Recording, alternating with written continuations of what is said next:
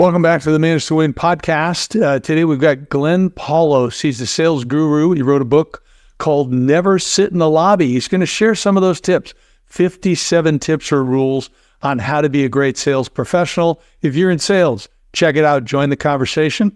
Let's dive in. Glenn, thanks for being on the show. And you have a thing where you say never sit in the lobby. You're a sales guy, sales extraordinaire. What do you mean by never sit in the lobby? Don't you have to sit? I mean, I was sitting in the lobby a little bit because you were on time and I was early. So what do you mean by never sit in the lobby?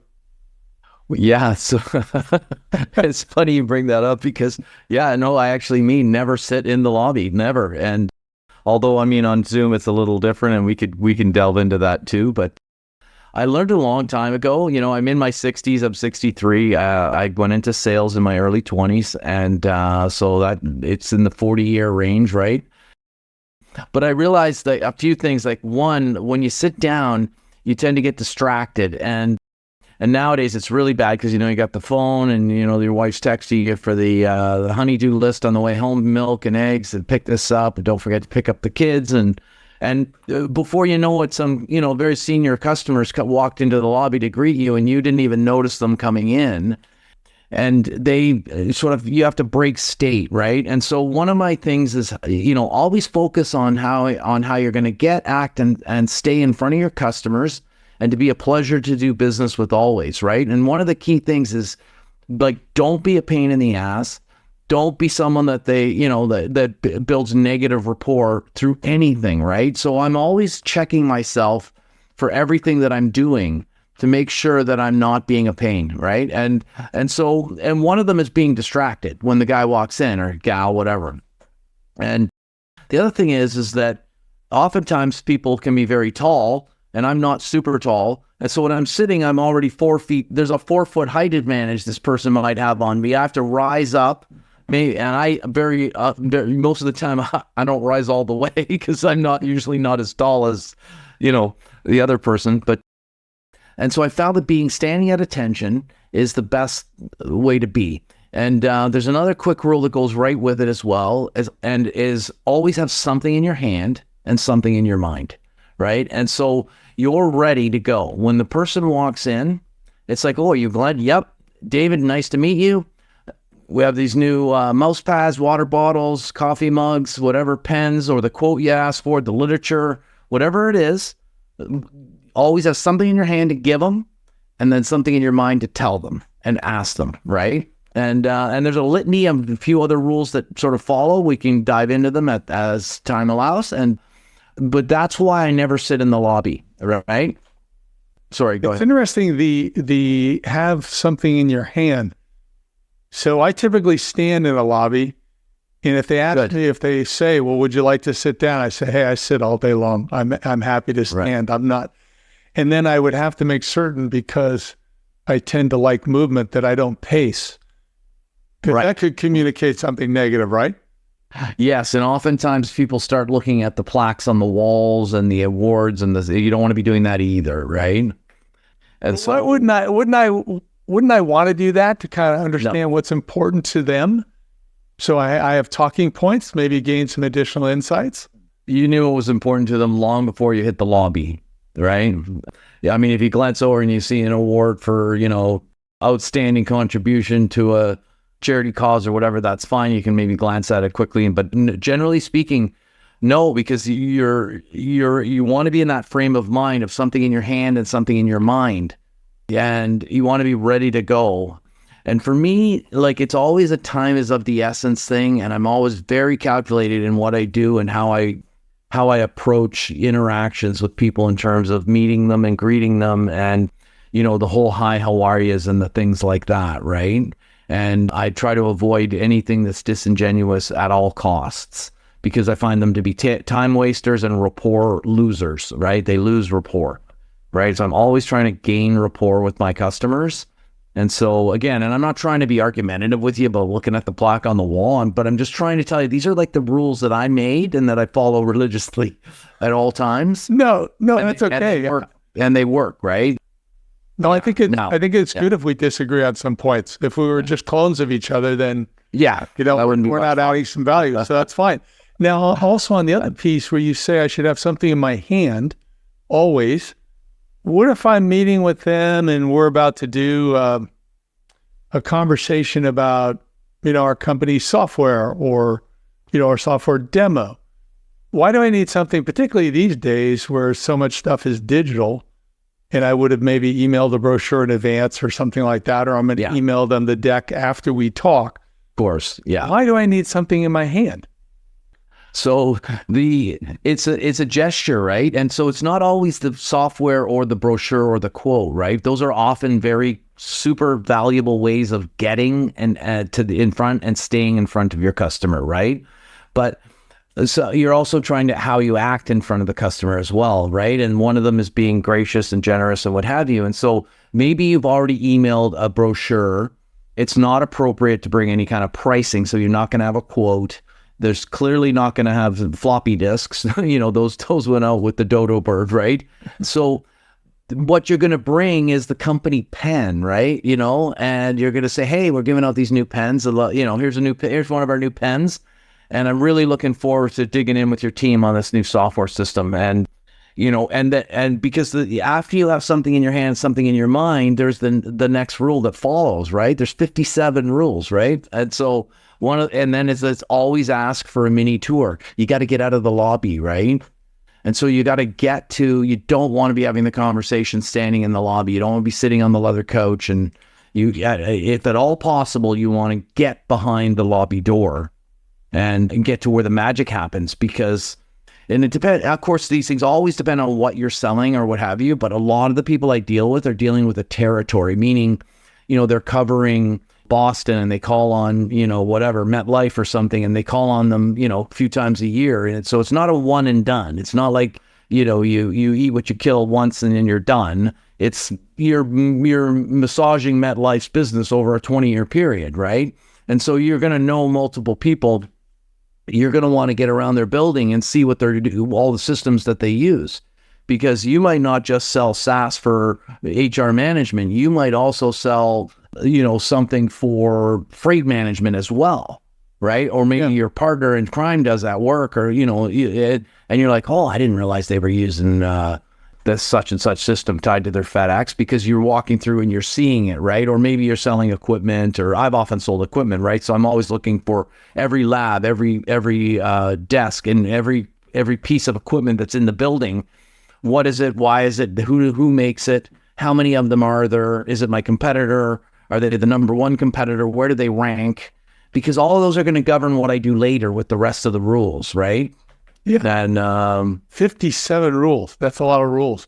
So it's 57 tips, actually. So they're not all typically rules, but you can think of them as rules, at sort of easily, but they're not all specific rules like don't do this and don't do that. But a lot of them at the end of the day do boil down to, well, once you've listened to this tip, you don't know not to do that, right? Like kind of thing, right? And they're not all about being in the lobby, right? Some of them are at lunch. Some of them are, there's all sorts of stories and stuff like that. So okay. So give me perspective. How many people have you managed on a sales team, or multiple sales teams, sales division, or the people that have you done coaching? And I assume you've done some coaching consulting. I think you have. And so what's the typical number or largest number that you've been? Well, the company that I sold was Gap Wireless. I sold it in 2022. It was an $80 million company when I sold it. And I started in 2007 and grew it to 80 million. We had about 40 something people. More than half of them would have been in sales. And of course there were sales managers, I had marketing people. I had, we were bought by a private equity company that was, double, triple our size. And I ended up overseeing all their sales. And so there was dozens of people, not hundreds, but dozens, and sales management, a hierarchy of sales managers and the like, right? I've really been a someone that built, scaled, grew, and sold businesses. Okay. Yes, I've coached people, but more in a collaborative and, sort of bartering fashion, in the sense that I've helped lots of business people that I know with their sales challenges, and I've traded them for other things, right? It wasn't like hire me to run your sales training for 2025, right? It was all done on a quid pro quo kind of basis, or even just sharing the knowledge and what have you. I'm not a professional coach as that being my job. Good. But obviously I've had to coach people in my company, right? Right. Yeah, and now I bought a much smaller business in Florida with 6 salespeople, and now I'm restarting and trying to grow back again for the 3rd time. So, congrats on your exit. Sounds like it was a great exit. So you did great. Yeah. I'm curious. We spend a lot of time teaching our hiring system, hire the best. And I'm curious. So I like to say that salespeople, and I have a background in biz dev myself. So I like to say salespeople are some of the toughest people to hire. So I'm curious what your system for hiring salespeople and confirming they're a fit with the culture, they're a fit with the role, and they've got good character and aptitude. But what's your process that you've gone through? Maybe you got some good stories you can share too, the nightmares and the really good ones where you caught that superstar or that great role player for your team. But could we spend some time there? Is that okay? I didn't let you know in advance, but if that's okay, it can be great. Yeah. You'll probably see that's probably one of my most challenging, areas. And of course it's varied because, I was in a bigger company, right, for the longest time from 2007 to 2024. And, we had used various systems over the years for hiring people and different kinds of recruiting companies and, processes and systems. Now I'm in a much smaller business and I'm starting everything resets to zero and my budgets are significantly more modest, right? Yeah. And so, but I'm a huge person on the whole idea of, process before people and structure first, people second, and right person in the right seat, right? And so, but I don't have a specific ironclad sales hiring process. And I've been over this last year, plus part-time for the year before, working in this business that I was buying, been recruiting new salespeople and adjusting the ones we had and learning again through the school of hard knocks that, one case I was hiring for their technical ability because, you got to relate to the engineers we sell to, and then finding that's not working because they can't sell. And then I'm like hiring salespeople because they can sell, but they don't understand the technology and the engineers won't relate to them. And so right now I'm actually a little fish out of watery in terms of the process and what will or won't work. Sort of the most sort of successful one was me leaning more towards their professional sales capability, like the ability to act and stay in front of their customers and be a pleasure to do business with, being more important, despite other people's protestations, than the technical ability of them, right? And because I can backfill technical using some of my other techniques, greed-based learning, some of the other stuff that I teach guys on how to get over your technical hurdles when you're not super technical. But it's hard to teach a geek how to sell, right? Like an engineer, propeller head, or whatever guy who's like super PhD in the stuff we sell. That's great, and they can go on for hours on end, but they forget to book the order, right? It's like, it's been so good talking to you about your technology, but I got to get going, Glenn. I got a guy in the lobby that keeps selling me shit, right? And so I'm sorry, I kind of got off topic a little bit, but I don't have that's okay. Process. I'm restarting it and relearning it again. But the one thing I am a disciple of is creating the process of the business and staffing to the process that they're, create the structure, what's needed. I need a guy in the Northeast. I need a guy in the Northwest, right? I need a manager to manage those guys. I need an apps engineer. And do I have those people on board? Yes, no, maybe. Okay, then they can be considered for the role. If not, no, then I got to go outside. Same thing for the finance team. Same for the marketing. Same for operations, right? Okay. Well, that's good. And I have found that depending on the person, you have to decide what type of sales approach they're going to take. Whether I've got to tone down somebody who's an Uber hunter and help them learn some technical skills, or I have to do the reverse. I have to take a tech and tone them down so they can be more of a consultative sell.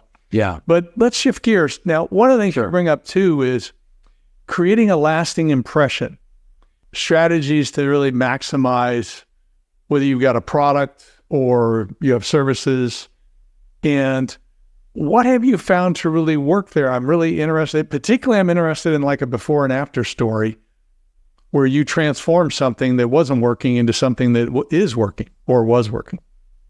Yeah, so I have a great story, and it is highlighted somewhat in the book, and it has to do with, when you're making presentations with customers and, the whole demo process, right? And of course, the world I've been in, we've been demoing for my whole life, right? And the other products are sold different ways, but mine, you kind of show up and you have to do the demo, right? And so, this was quite a while back. We were selling technical products, and we showed up to do this demo, and it was to an engineer, and we started the process of explaining to them. It was a high volume integrated circuit programming device, right? And so we started explaining to him how it works and how fast it was, and we were getting it all organized. And he's like, yeah, but like, how do you compare to this other company, right? IBM or whatever. It doesn't matter the company, right? Oh, he was kind of like tripping us up, and he was saying like, well, can you handle the programming of these kinds of products or whatever? And he kept throwing these like roadblocks into the discussion or whatever. And the most counterintuitive thing happened. It wasn't me. I was the more technical on this product, and I was helping my other sales guy present to his customer, right? And right out of the blue, he grabbed the power cord, a standard kind of like computer style power cord, from about 4 feet from the wall. And he just grabbed it and he just ripped it out of the wall, right? And he said, you know what, Mr. Customer, I just want to thank you for your time, but I've decided that I don't think this product's right for you. And I don't see any point in continuing the demo. And we're going to be on our merry way, kind of thing, right? And the guy's like, what the hell are you talking about, right?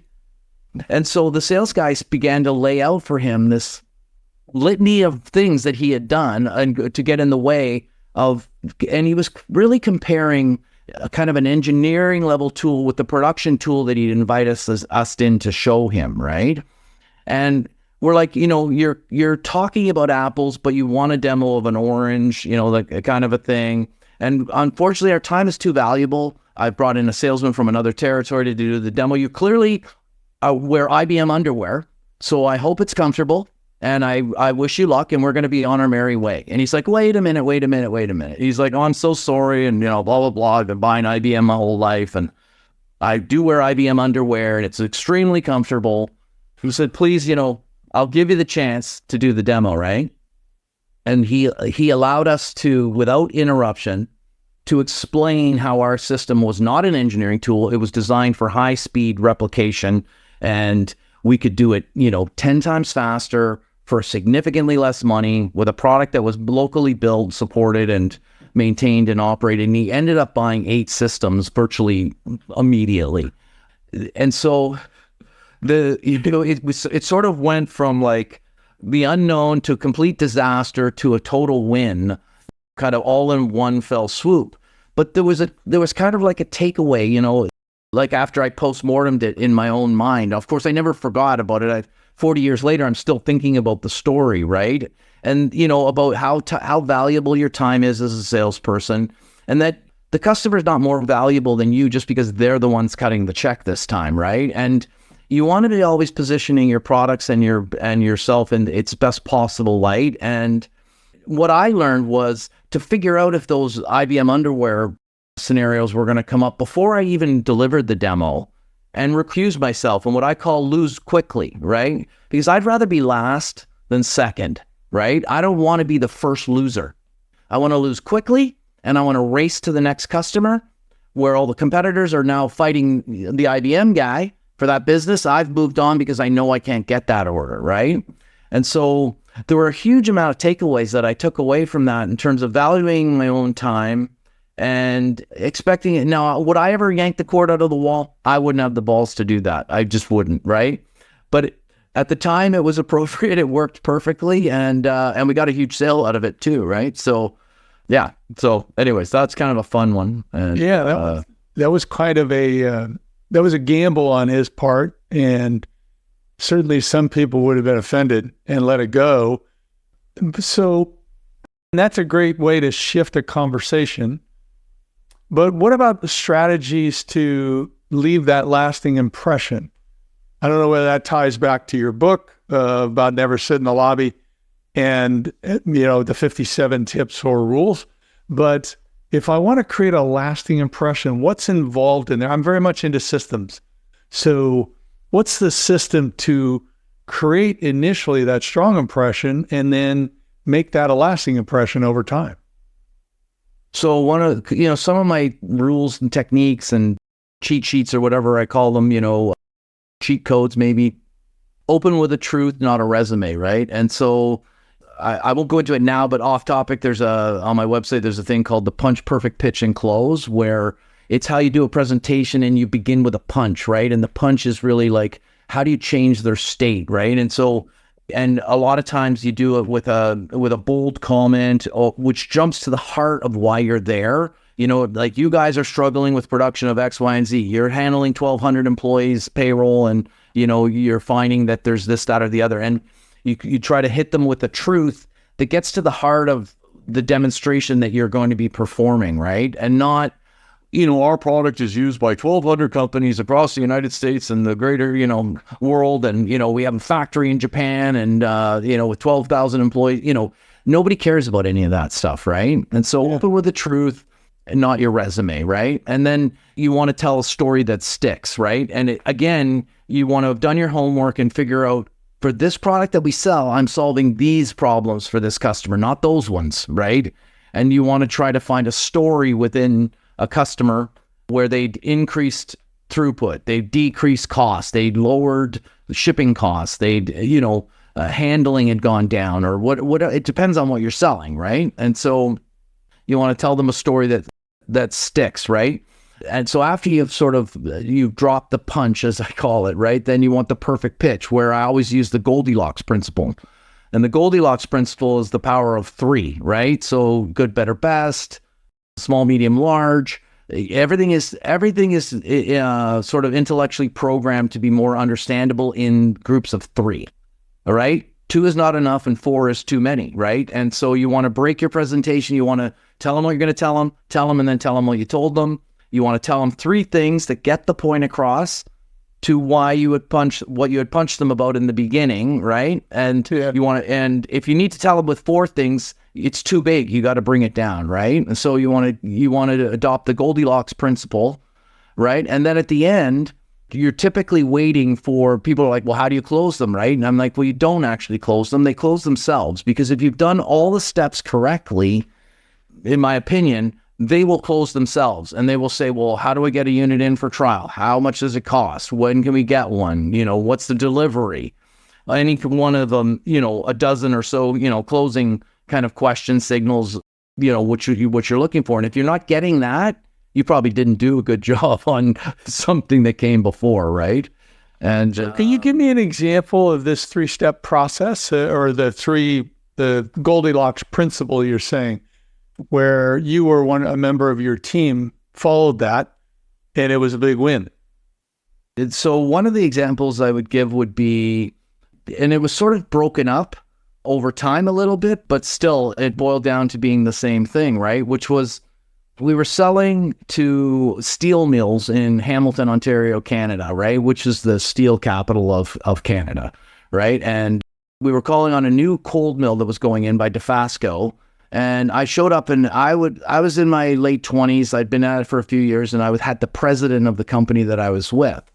And they were looking for monitoring equipment for this new mill that was going in, right? And so we went to start to talk to them, and we found out that what they were going to be using was sort of old world technology. And just to make it simple for the audience, if you think of monitoring a steel mill, there's a lot of sensors, there's a lot of gadgets being, in play, right? And their systems were like analog gauges and little paper tapes and, red ink pens, jottling down, right? The system that we had was a digital system. It was 100% digital sensors, digital recording, right? And so we started to explain to the guy, and he's like, wow, that actually is a much better way to doing it. He says, but the problem is that, I'm the foreman of the cold mill, and the mill's being put in by Toshiba, and I can't decide whether to go from analog gauges to digital gauges and digital recording and whatever. You'd have to talk to Toshiba, right? And the president says, well, where's Toshiba? And they go, well, they have an office in Toronto nearby, right? And he's like, well, where is it? What's the address? And, what's the guy's name? Who's the foreman? Who's the key guy, right? And he said, thanks a lot. We'll catch up with you, right? So we go, and he said, Glenn, get in the car. Let's go to Toronto. Let's get it right now. Like not the next day. Let's not go back to the office and put it into our CRM or send an email. It's like we got in the car in Hamilton, Ontario, and we drove to Toronto. And we literally knocked on the front door of this Toshiba. Now, it wasn't Toshiba in Japan with 80 million people. It was the Toshiba office for putting in the plant in this. And the guy was there. And we started presenting to him. He's like, you're using this, this, and this. Again, we were explaining it to him. He's like, wow, that's really awesome. He says, but it's electrical, and anything that plugs in, anything that has electrical signal, that's handled by Gullivan International, because they're the massive electrical distributor that handles all the electrical stuff that goes into putting a steel mill into a plant in Hamilton, Ontario, that's designed by Toshiba. And he's like, oh, okay, well, where's Gullivan? Well, they're in Mississauga near the airport. Okay, well, who's the guy in charge there? So it's, whatever, Jack, right? What's the address? Get in the car, Glenn. Let's go there right now. So how long was the first drive to Toronto to meet the guy? 45 minutes. Okay, and then how long is this drive going to be? Like 20 minutes. Okay. Yeah, it's all around the Toronto airport it's in the greater Toronto area. Okay. But it's all like... So keep going. I didn't mean to interrupt. Well, I didn't. That's okay. But it's just banging on the door. Banging on the door. Okay. And, it's all the same day, literally. Okay. And, so what happened on this one? So he's like, it was the same sort of thing, right? It was like we explained to him about the gauges. We explained to him about the sensors, that they could have a much more prolific review of everything that was going on. It would be cheaper. They could put in more instruments. They could measure more things. And there was a lifetime of scalability, right? And so, okay. He said, oh, there's only one problem, though. And we're like, what's that? He's like, well, we're just Gullivan, the electrical guys, putting in stuff into a Toshiba steel mill that's being bought by the guys in Hamilton. And the vice president of Dofasco's the one that's got to sign off on that. And Dofasco's the steel mill we were at in the morning, right? And we're like, well, who's the vice president of the cold mill? It's in Hamilton. What's his name? Where is he, and is he at the main plant? Yeah, that's where he is, right? We went back, and I can't remember, but I'm pretty sure we probably called this guy as being the VP, and we ended up getting time on the docket the same day, right? Again, we got 4 wins, right? And so, but we did have to demo the equipment, which we had to do other presentations, but we ended up showing them and proving to them that it was a better way of doing it. And I got sort of the largest order of my career out of it. And it was it was more than my entire quota for an entire year, right? Out of one sale that was all culminated and the lesson, there's a huge lesson, was that my instincts were to go and like retrench after every one and sort of recover my state of mind or whatever. But this president guy was just relentless. And he's like, no, we're going now. Like, no time like the present. And we had these little acronyms like VMLMCB. We're not going to VMLMCB the guy, right? Which is a voicemail left message to call me back, right? Because you end up typing that so many times into the CRM that you need to come up with a acronym, because it's a waste of time to type, I left a voicemail to call me back, right? And so we don't do that. We didn't say, when the guy asked for a quote, we never fax the fax and we never ship the shit, right? These are the other golden rules, right? These are that we follow. And we do that because it gives us a way to get into the lobby so that we have something in our hand, something in our mind, and we can ask for a mini tour where we can see who the competitors are and figure out whether we need to win or lose early, right? And so it becomes it feeds on itself, the whole process. And that wasn't completely Goldilocks, but whenever you do the Goldilocks, it's about breaking down the presentation of a product into sort of 3 buckets, 3 sections or whatever. Don't make it too simple. Don't too simplify it too much, and don't elaborate on it too much where you're losing people in the meeting, right? And these are, those are skills to present products. And yeah, so. Well, and to know what the audience wants, because some audiences want all the detail and some people just want summary information. So yeah, talk to me about your book, Glenn, Never Sit in the Lobby, and what led you to write the book, and what are you looking for people to get out of the book? Yeah, so the book, I wrote it during the pandemic when I was locked up in Canada. We didn't have anywhere to go, and I had lots of time on my hands. I had a leather-bound notebook that I'd had my entire career, and it had all these little tips and tricks that I learned along the way, and I used to share them with people and share some of them at sales meetings, making up stories, trying to provide, humorous anecdotes and other things to make things memorable. And, like never fax the fax, never ship the shit, right? Even though faxes haven't existed since 1980 or whatever, but you get the point, right? And I couldn't come up with a similar sort of similar refrain for emails, right? And or text messages. And so, yeah, over the years, people are like, oh, you should write a book about that, and I'm like, oh yeah, for sure, I'll get around to it. And then eventually I just said, you know what, I know I have enough here. And so I thought I'm going to try to jot this down and just share some of these tips. And it's not a system like strategic selling, right? Where first you go and meet the technical influencer and then you find the financial, and it's not like that. It's more about, don't sit down in the lobby, right? Never forget a face. Right? Always ask for the mini tour, right? And then there's some other stories about learning about wasting time and what to do about asking people to lunch. What do you do when you're at lunch? Active listening, building true, genuine rapport, the sympathy, empathy, and compassion. What are the differences? When do you apply them and how do they apply? And all of these are in the area of building rapport, not being a pain, and how to get, act, and stay in front of your customers and to be a pleasure to do business with. And because you don't always win, right? In the game of the territory sales guy, they don't always win, right? And so you need to be invited back, even when you've had a catastrophic loss.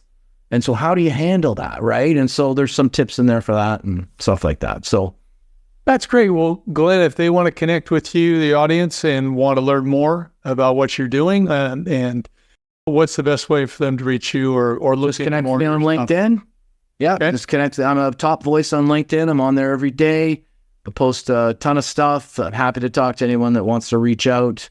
No pressure. Don't be shy. And look forward to collaborating with anyone out there on just about anything. So, well, that sounds great. Thank you very much for being on the show. I appreciate it. Yeah. Thanks, David.